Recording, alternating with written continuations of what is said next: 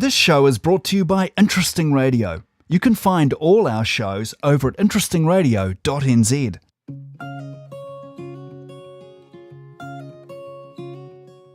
Hold on to your hats. This could be interesting.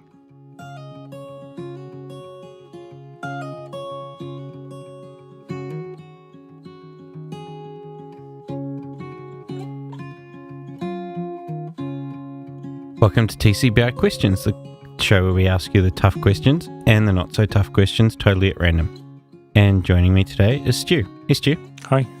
Thanks for coming on. Thanks for having me. And the rules for this are that there's no skips unless the question doesn't apply. And if you need to use adult language to answer a question, you're more than welcome to do so. Mm.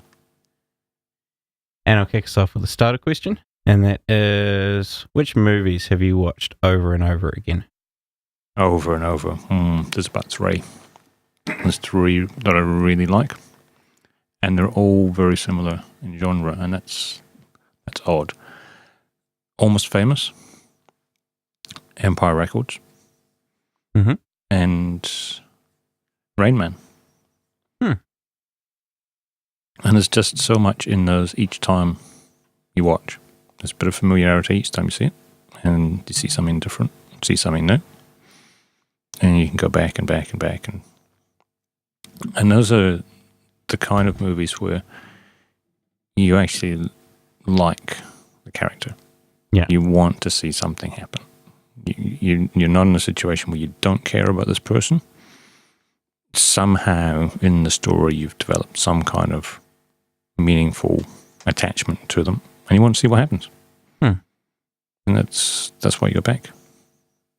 Yeah, I find with a lot of movies that you either hate the character or you just don't care, and or frustrated. They do frustrating or predictable things that you go, well, why would I watch that again? Yeah. What movies have I watched over and over again? Pretty much all science fiction, Star Trek, Star Wars movies. I'm not as much of a fan of Star Wars as Star Trek. Yeah.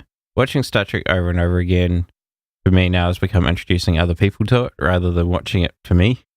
So you're like, right, let's sit down and watch this movie, and some of them I'll kind of, suffer through, and some of them are actually not too bad repeating. That's a different kind of frustration. Yeah. Because you're waiting for the moment where something critical is about to happen. Yeah, that's right. And you've got a new person sitting next to you, and you want to know, are they going to get it? Yeah. Are they going to understand? Are they in, the universe? Yeah, and it's really interesting seeing, some people kind of see things coming and you can go, yeah, I can see you, but some people are just, whoa, what was that? Yeah. And don't take me out of the movie. I'm in there. I want you to be in there too. Yeah. So don't ask me what's going on. Yeah, that's the thing, isn't it? Is, who's this person and what do they do and what's happening next? And it's like, well, if you watch the movie, you'll find out. Yeah. And that's different from watching in your own house. Because you go to the movies like that. Unless you were there with a group and you booked the whole place, you can do whatever you like at home. You can have those conversations. You can stop, rewind, pick up somewhere else. And that actually happens. People will book out a whole movie theater, go with all their friends. And it's not turn your phone off, don't talk, don't move around. Just do whatever you like. Yeah. It's like being at home. Yeah, but if you're in a movie theater with a bunch of strangers, don't talk, turn your damn phone off. Yeah. It's the worst kind of date. You can't talk. Yeah. You can't do anything. You just watch the screen. Yeah, I've never quite understood going to the movies with someone, even if it's just, friends or family. You experience the movie and so do they, but you could do that at separate times as well, and it wouldn't really make that much difference. Yeah. Unless you want to steal their popcorn. That's right. I think don't really see the point in it. My turn, is it? Mm-hmm. So if you could have any type of animal for a pet, what would it be? I'm very much a cat person. This is one of those questions that divides a room, cats or dogs. That's right. Well, I'm very much team dog. Yeah. Yeah, I guess because I live a bit more of a non-active lifestyle, having a cat who kind of they'll happily sit on your lap all day rather than the dog that wants to go for a walk and, go exploring.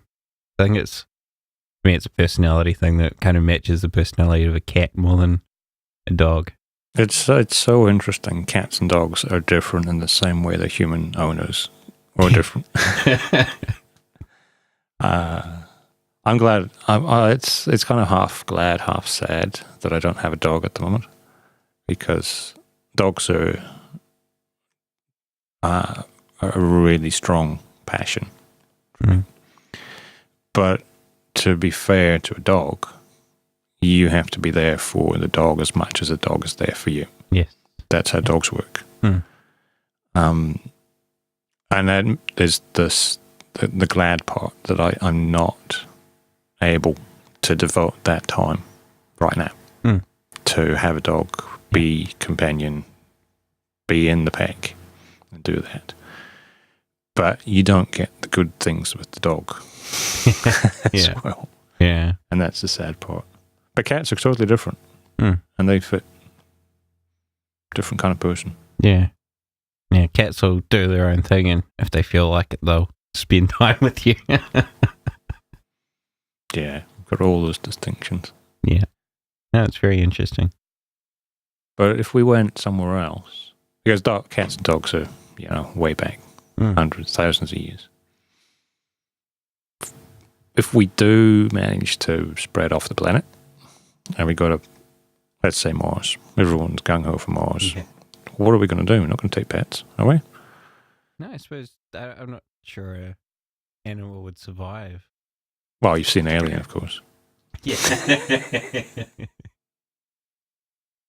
Yeah. Dog especially would not appreciate being cooped up for all that time.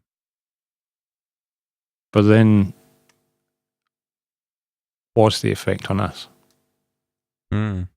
Not having that companionship. A non-human companionship in space. Yeah. Well, that's a different thing. Yeah, it's non-human companionship is much simpler and much less effort than human companionship. So it is good to have that. And, shut the door on the room with your dog and just, have fun time with it without any expectations or judgment or anything like that. Yeah. Yeah, let's say that a dog works on unconditional love. That's it. It's in pack. It's responding. It's got a pack leader. That's it. And the saddest part is when you see a dog that's been mistreated and doesn't have that position in a pack, and you can just tell that dog is not being the best dog it could be. Yeah. But you say cats don't care. Nope. Yeah. You see a lot of, feral and wild cats, but dogs that they're often, in groups. You see it a lot in some, less developed countries, all the dogs that you see around, and, you see the occasional stories of people, feeding them and all that kind of stuff, and they're always in big groups, not, the cat that you see running across the State Highway 1 at 3 o'clock in the morning. And it's an interesting division on the internet. Yes. And you've got cat people, and like you say, I've got team dog. And you don't see giraffes versus pandas. No. And you don't see wildebeest versus hippos. You don't have people with large groups with, I've got a pet hippo, and that's way better than your pet rhinoceros. Yeah, absolutely. Team wildebeest. Yeah. But the cat pictures, that's how the internet works. It's there to send cat videos and pictures of your cat and cute pictures of dogs. Yeah. That's very interesting. I haven't actually revealed this, but I don't know if you saw the Twitter account Feelings Cats floating around a couple of years ago. It drove people nuts. That was me. Was that you? Yeah. Basically, people would tweet some kind of emotive statement, and the account would reply with a appropriate cat picture with the emotion. Oh, that's awesome. And people loved it, but there were also the people that hated it. Like, replying saying, please never message me again. Yeah, like, please never tweet me again. Like, no, I just hate cats. I'm like, okay. People are passionate about the most amazing things, though. Yeah. And once they're in that passion, it's very, very hard to shake them out. Unless they change their mind, or doing something different. Yeah, so the strangest things are pets. These animals, yeah. I think a pet snake would be fun. Becky disagrees. Well, a carpet python is great. I spent 3 years in the tropics. Yeah. And Queensland, if you've got rats and mice, best thing you can have is, instead of mouse traps around your house, is just to throw a carpet python in your roof space. Yeah. And it will eat your rats and mice. That's kind of useful. But when you come home into your tropical house and you look at your sofa and you can see the head of a snake at one end of the sofa and you can see the tail of the snake at the other end, that's not quite so nice. No. No, that's a bit scary. Yeah, no. Definitely a non-venomous, non-threatening snake rather than, the many things that can kill you out there. I don't know how you can get affection back from a snake. No, that's the thing. Probably gonna squeeze the life out of you. Maybe you get a hug. Yeah, you're in trouble. Yeah, absolutely. It just always fascinated me, and I don't know why. I saw a pair of black mambas fighting. Again, on the internet. Yeah. So someone out there is Team Snake, and they've got a picture of these black mambas, and they're so venomous that if one bites the other, they're both going to die. Wow. So they don't bite when they're fighting; they twist around each other, and they bump each other with their heads, and that's how black mambas fight. So you've got this really aggressive snake that, if you approached it, would chase you out faster than you could run. Wow. And it's fighting with another male for its territory. Yeah. Basically bumping it with it. It's the funniest thing I've seen. Funniest thing I've seen this week.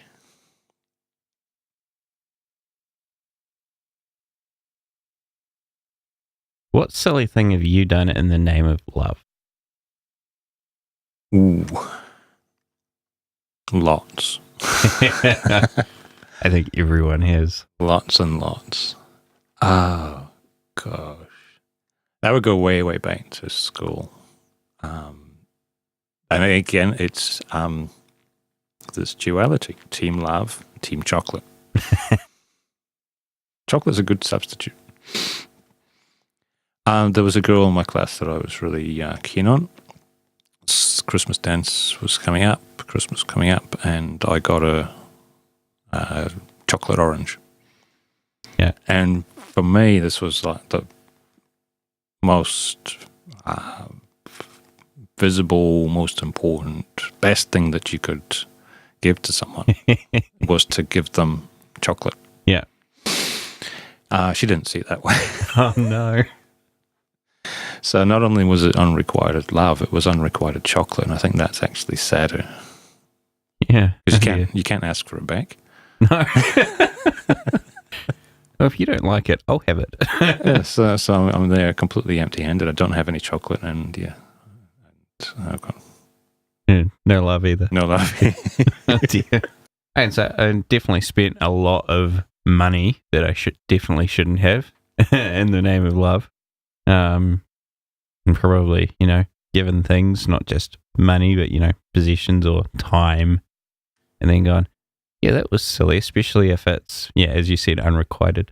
Now, for love of a person or love of things or a hobby? Yeah, true. Yeah, I've definitely done lots of silly things for things and hobbies as well. You can see this room. Yeah. I went to Norway from Edinburgh. Wow. And that was two reasons. There was a bike race and in Oslo, and there was a girl just out of Oslo. And so I decided that I was studying in Edinburgh, and she was studying in Edinburgh and gone home for the summer. The bike race was on in Oslo in the summer, so I got the train from Edinburgh to Newcastle, got on the ferry across the North Sea to Stavanger, got on the train from Stavanger to this little town in Norway, which coincidentally is where Aha, the famous Norwegian pop band, are from. And I got there and met her and friends that I also knew because they'd studied with us as well. So it was really good. It was good fun.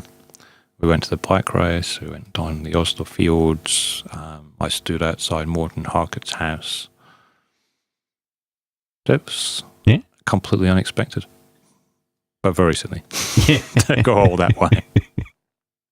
So, I guess I was thinking of silly as having a negative outcome, but there's not really a negative outcome for that, apart from the expense. But travel with that sort of, I don't know.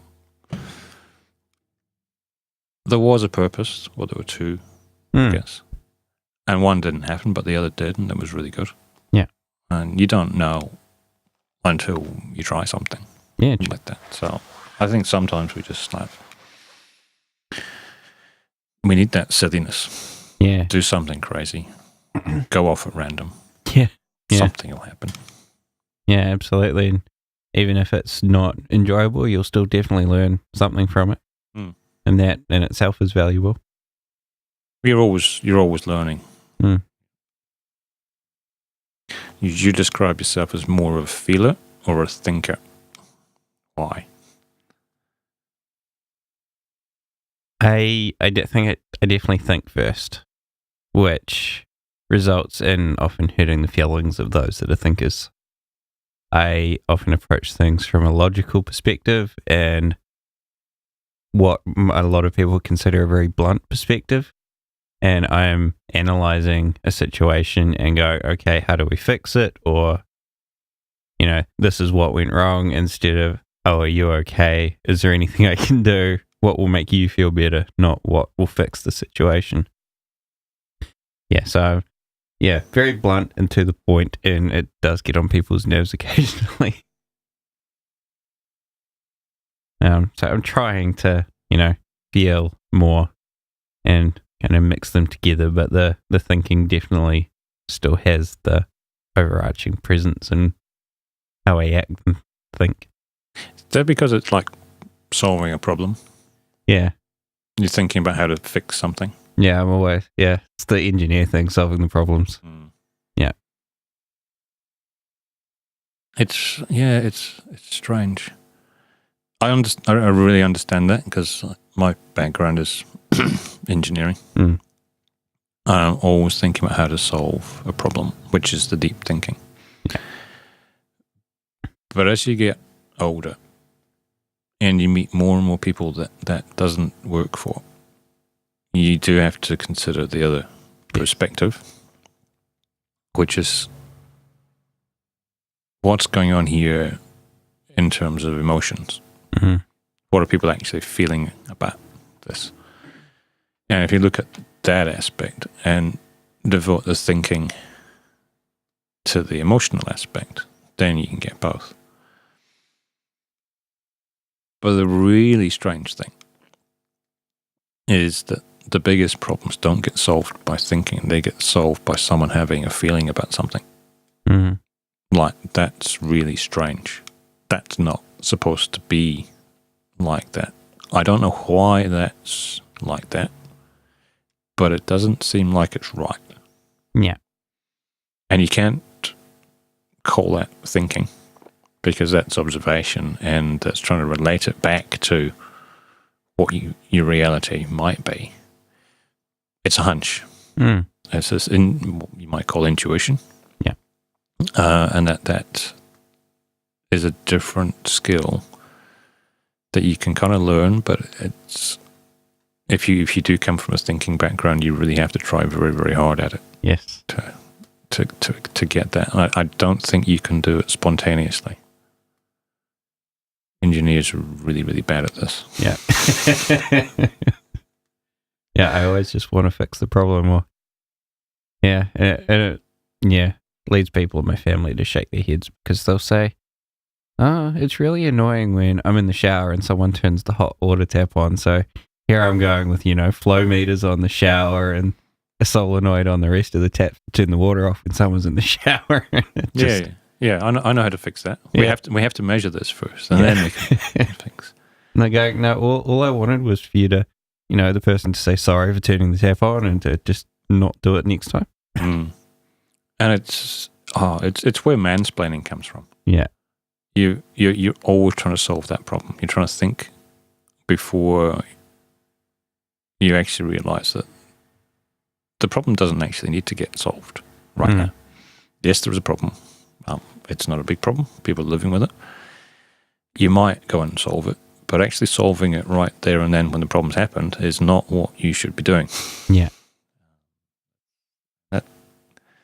That's tricky because that instinct is really, really strong, and you can see this, and it's just it's current, is it? It's trend on the internet right now. Men explaining things to everyone else. Yeah, when that's not what's required. You actually need support rather than explanation. Yeah, understand what the whole emotional landscape is in this situation, and if you're not required to say anything or explain or fix anything, then you're just there. You're either just there full stop, or you're there to support, or you're there to do something helpful. Not, we'll go and replumb the shower and get a mixer tap and do all of that stuff. We jump right into fixing the problem without working out the whole picture.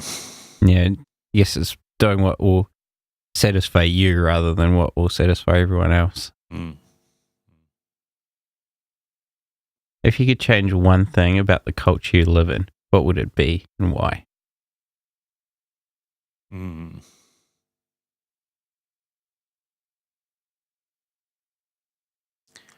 There's a really big problem that's becoming more and more clear right now, is that we've developed a reasonably stable and secure society. But right now we've got more sociopathy than we've ever had. We've got more people actively trying to work against and destroy that. And the thing that I can't quite get my head around is that you've got this, which is the best it's ever been. People are healthier, they're living longer, they're surviving better, they're generally better off. The level across the world is improving. The level of global poverty is decreasing. The level of violence is decreasing. And yet people are still scared. They think that somehow living in that almost utopia could be taken away from them at any moment, and that it could all disappear. And they're kept in this state of fear and uncertainty. And you see it coming from political leaders, you see most especially in America. Yes. You should be scared. Oh, why? Why can you not live at peace with yourself, at peace with everyone else? What is it that you are scared of? And it's this appeal to the really deep-seated xenophobia that we all have.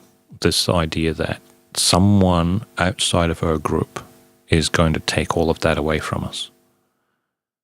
And that's the real barrier that we've got, is that inclusiveness. To recognize that we're all part of that culture, all part of that society.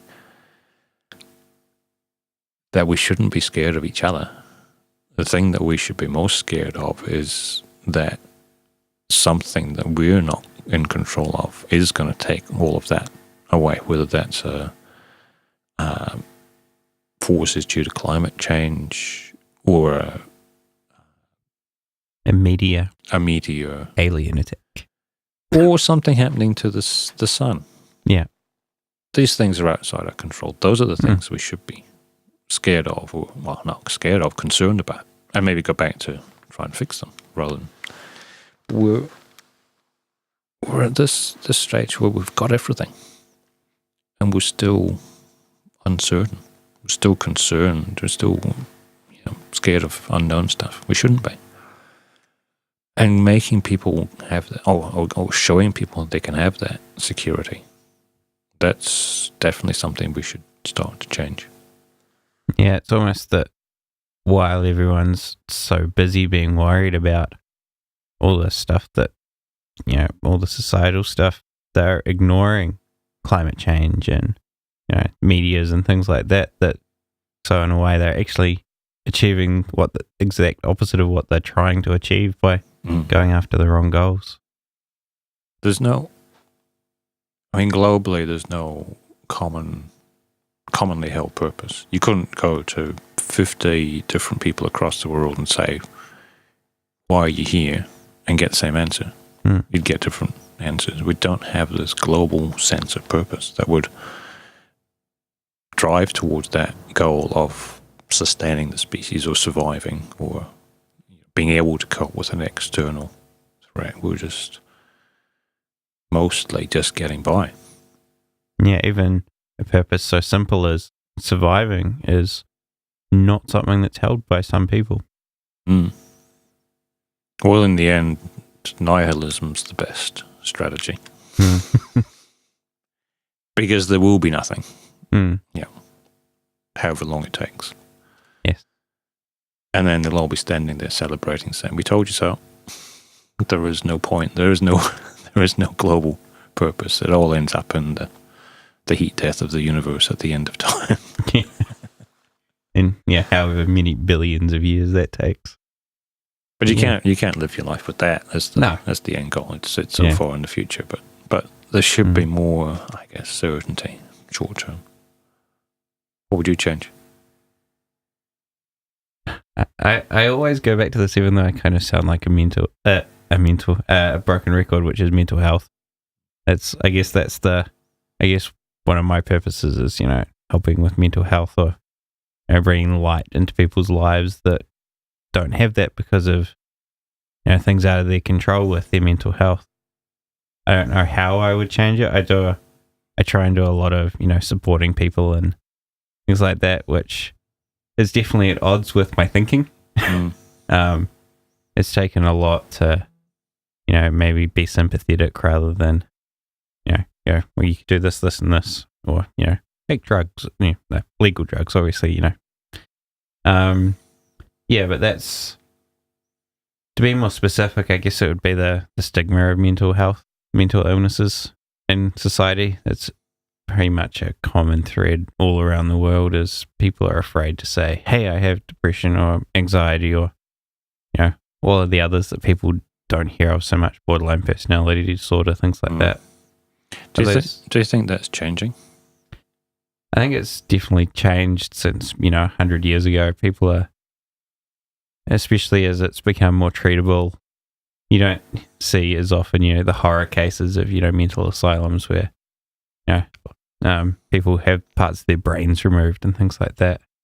I think it's come with scientific understanding that it's not a curse or anything like that. It's actually a legitimate but invisible illness. That's kind of what you were talking about before, that feeling, not thinking. Scientific understanding is one thing. Societal understanding is quite another. Yeah, and I guess as the scientific understanding gets more solid and more well understood around the world, it kind of starts to integrate itself into society as well. So you definitely have that bridge between thinking and feeling, where you get the feeling influenced by thought if it's, strong enough or impassioned enough that people listen. See that stigma around mental health, it's come and gone. In the 50s and 60s after the war in Britain, it was really common for someone who'd been through that traumatic experience to go to a a sanitarium, a country retreat, a clinic, and that was essentially a recovery, a rest cure, and what we would see now as assisting with rehabilitation of that person's mental health. Mm-hmm. And it was quite normal to say, I've been away. Yeah. I've been in the country. People understood because everyone had been through the same experience. And that was a lack of stigma. Mm. Because there was a shared experience, everyone understood that was what happened. It wasn't until the 70s and 80s that things swung back the other way. And the derogatory terms were used. She's been to the funny farm. Mm. She's not right in the head. Yeah, all of those things that we're familiar with now. And that came from people who hadn't had that shared experience, didn't understand the root. Mm. And that's an empathic feeling. And that must be a tension for you because you can't fix everything. No. Yeah, as much as you want to, it's you do for few what you wish you could do for many. Mm. That's, I guess, the saying that, helps me accept that I can't help everyone as much as I'd like to. I think the feeling of being alone as a driver, and if you can get people past that, to show them they're not, because if we can get back to that shared experience, you soon realize, and you see this on Twitter, there are little support groups of people who've been through a similar experience and aren't afraid to talk about it. Mm. And who can help each other and support each other and show each other ways to not fix it completely, but at least find ways to cope. Mm. Yeah, I think the more people that talk about it, the more it becomes that shared experience. It's definitely a bit of a, chicken and the egg, because you have to have those people that are brave enough to speak about it to kickstart the conversation. Yeah, that's where it comes from. It comes from someone who's been through the experience, someone like John Kerwin. I've been through that, and now I'm going to talk about it because for me, being through it was important, but talking about it is now more important for everyone. And if you can communicate that, you get that commonality.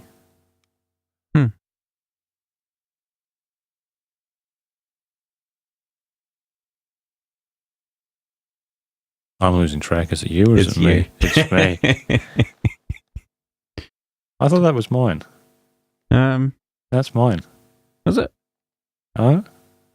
You could change one thing about the culture, because my curse is over 500. You're over 500. Okay. Well, I'll take a 500 then. Oh. When you need to confront someone, would you rather communicate in person, on the phone, by email, or by letter? Why? I think in person is the best way. It's definitely harder, but there's less room for misunderstanding. Sending an email about a problem always leads to misunderstandings. Even the phone isn't so good because you can't read people's body language. The phone is better than email or a letter if you really, really can't be in person.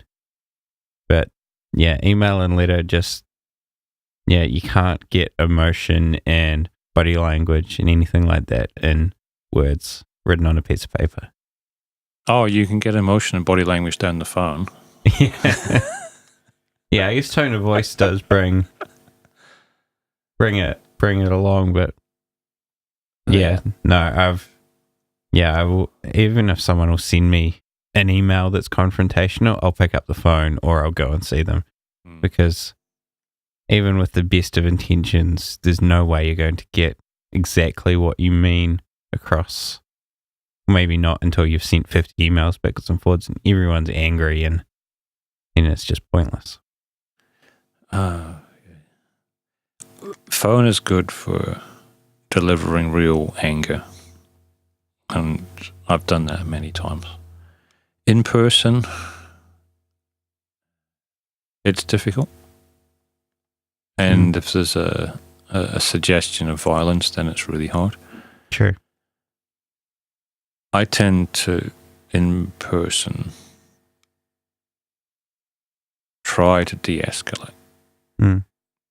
But it's so unpredictable because you've got body language as well as posture, even position in a room can be confrontational. The relative size of people, the power balance between them. But if you really want intellectually to dominate, a letter is by far the best. Because if you can craft and spend the time and get your point on paper, it's devastating. There's no comeback. You can't do it. But that's a skill. But yeah, de-escalation in person, anger on the phone, and for sheer intellectual bravado, a letter. Yeah. Yeah, I hadn't thought about the violence aspect, and you're right, because, yeah, for both your safety and theirs, if you're really angry, being away means that, you can't hurt them and they can't then get angry and hurt you. Yeah, that's a good point. I've been in more interesting situations. As I say, trying to de-escalate is one thing, but also leaving the other person with a way out is sometimes culturally crucial. I had a situation where it was overseas, and it was a situation where male students were trying to dominate female students. And I'd made the mistake of putting a female student in charge of a computer lab. Right. One of the male students had decided this was a bad thing and had sent a note to the female student issuing her with a death threat. Oh. So I got involved at that point, and she presented me with a handwritten note, which was very clear. Her family were lawyers in another part of the country, so they were upset, and they got on to me to try to get to the bottom of who had written this note.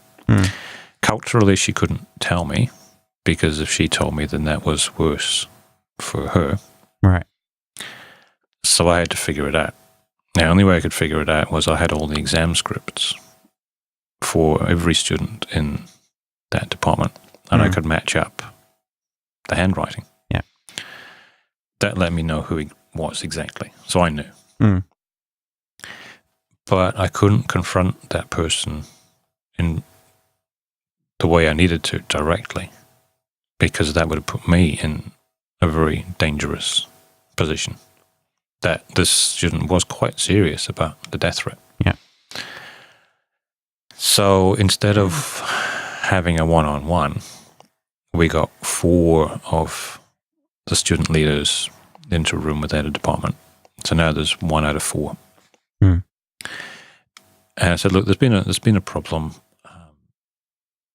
Someone's written something, and I need to get a sample of your handwriting, each one. So I get that in person presented from them. And I get the 4 samples, and 3 of them match up with that student's handwriting, and 1 didn't.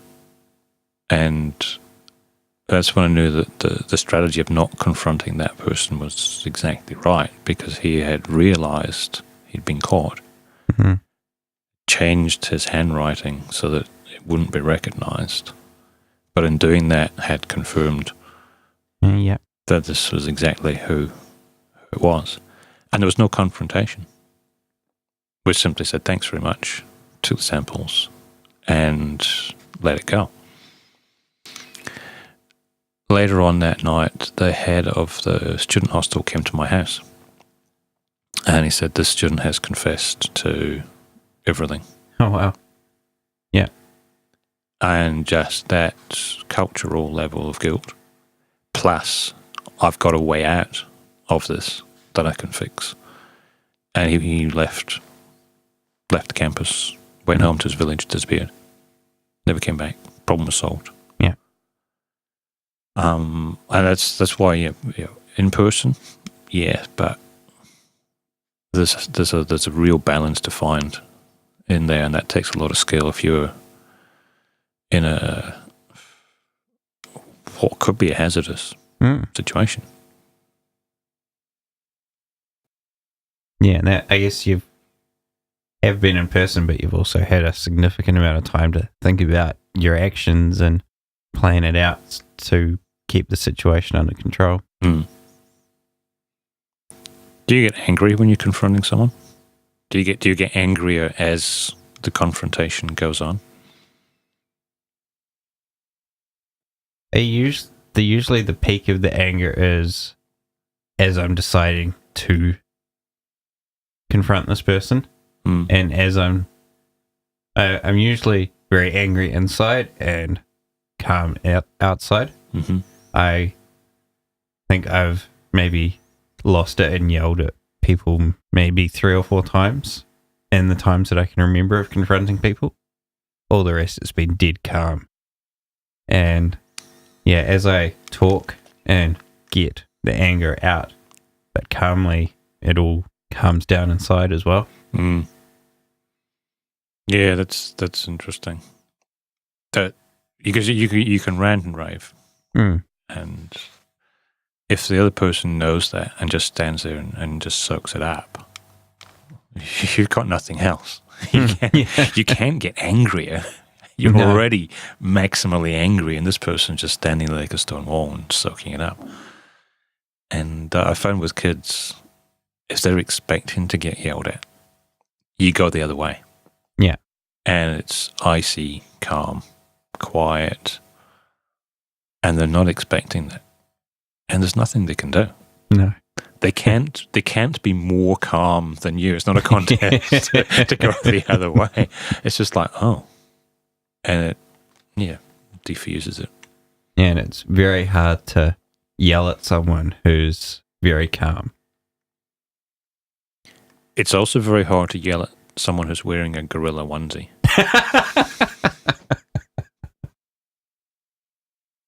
I reckon that's the secret to good parenting is the gorilla and the giraffe and the zebra onesies. You can't be angry for long. Yeah. No, that's a good point. All right. When my mouse wakes up. If you were to write a book about your life, what would it be called?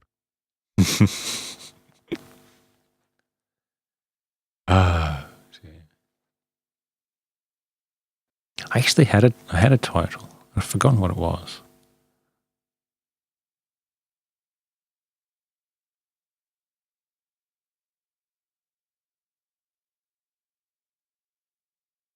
It's gone. It's gone. But no, I've thought about writing some of the stories that I have, because I've got hundreds from the tropics and hundreds from doing internet. I can imagine. And there's lots there, but getting a title down to 1 or 2 words. It's something that I think you can do at the end of writing the story, and then something will pop out. And it has on a couple of occasions, and then it slipped away.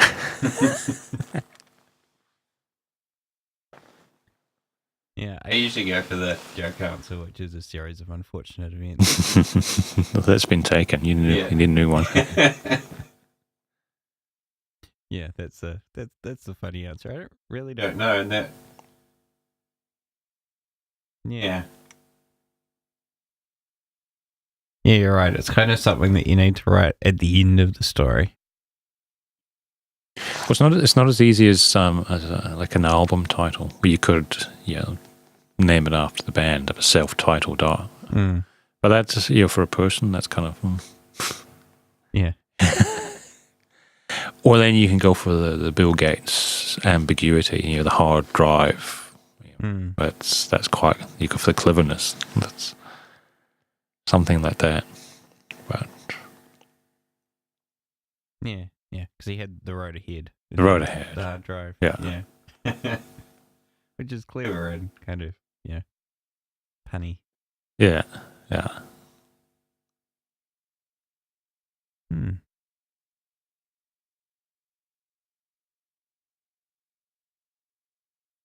I'm going to go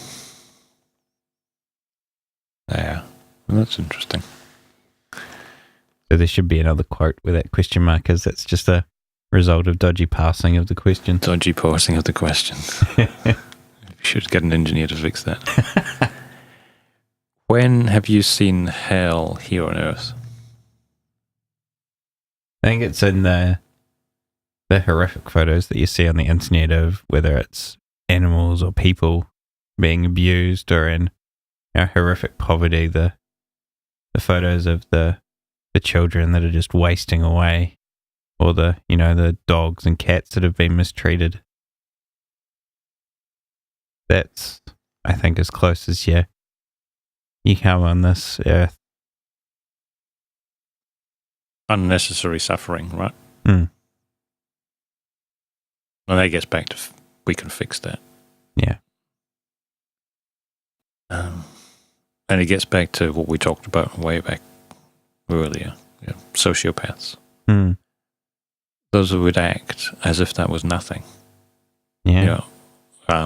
What you and I would see as completely horrific is there's no feeling. That's just something that happened.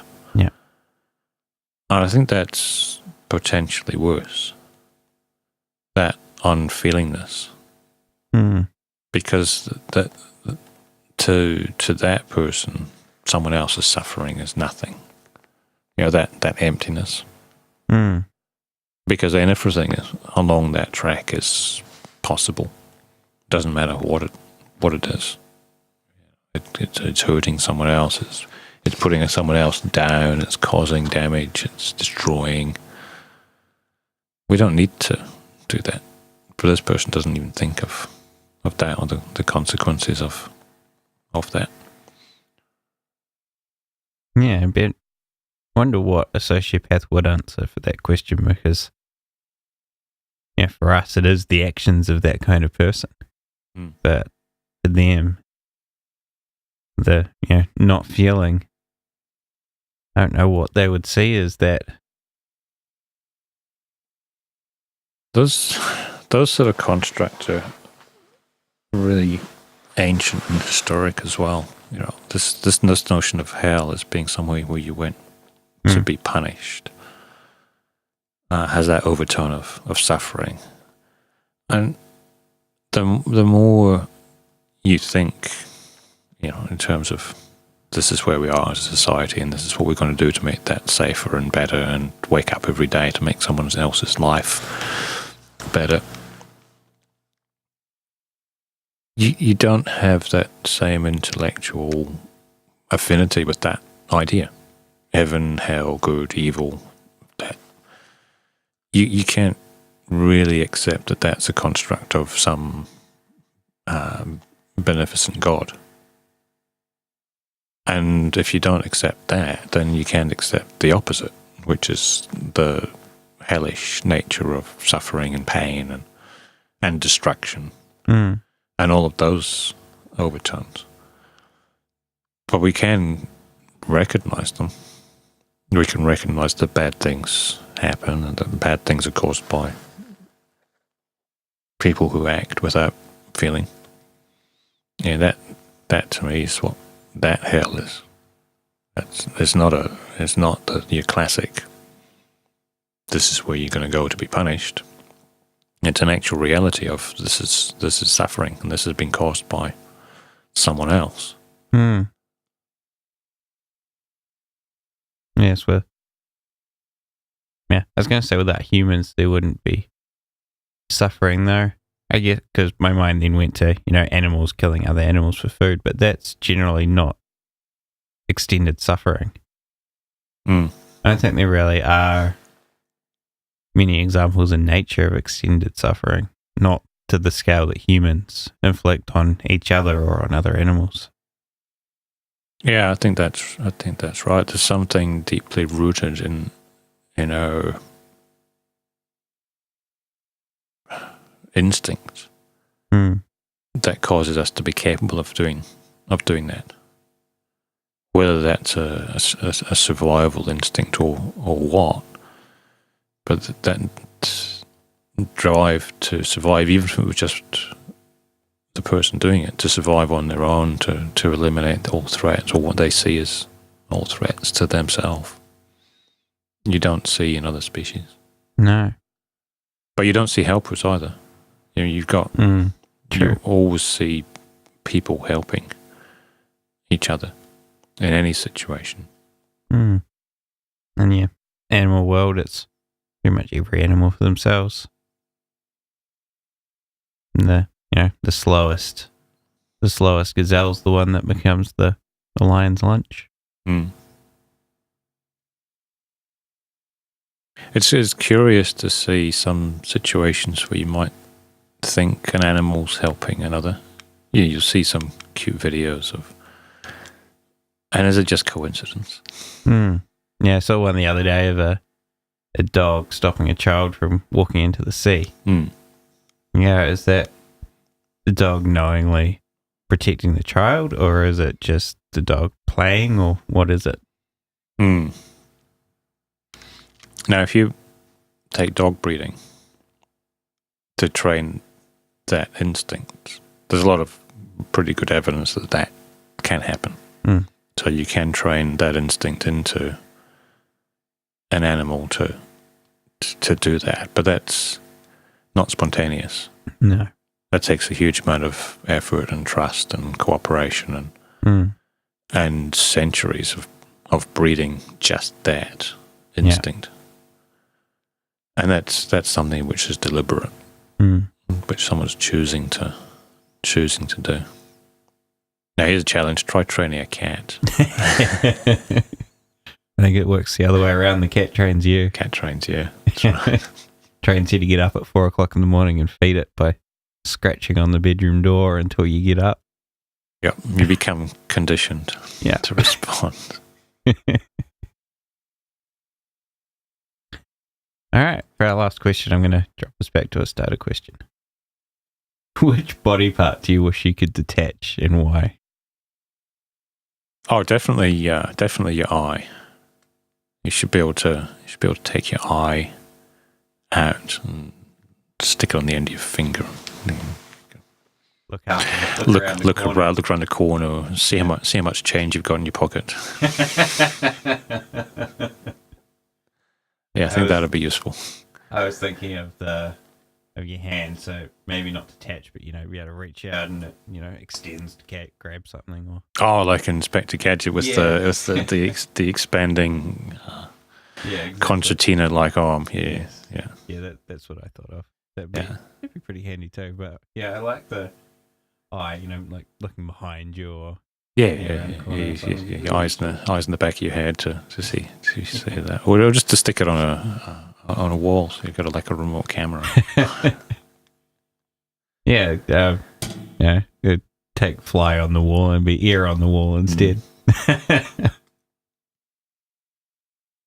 All right, I think that's about us. Thanks for actually coming in studio to have a chat. Thanks for having me.